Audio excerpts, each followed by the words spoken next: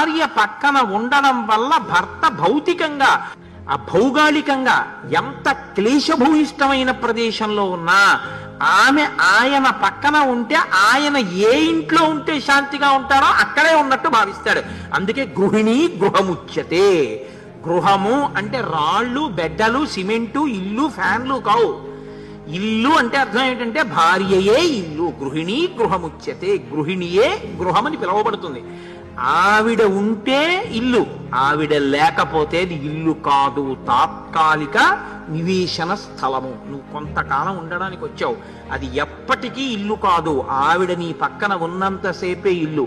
తను కోట్లకి పడగలెత్తిన వాడు కానివ్వండి, తన భార్య జారిపోయిందా ఇక తన ఇల్లులా ఉండదంతే. ఆ ఇంట్లోకి వెళ్ళినప్పుడు ఆ స్వాతంత్ర్యం పోతుంది. ఆవిడ ఉన్నన్నాళ్లే ఆ స్వాతంత్ర్యం. అది పురుషుడి జీవితంలో అత్యంత దౌర్భాగ్యం భార్య జారిపోవడం. అన్నీ పోతాయి కదండి. దేనికి కూర్చుంటాడు పీటల మీద? ఇంకేం లేదు.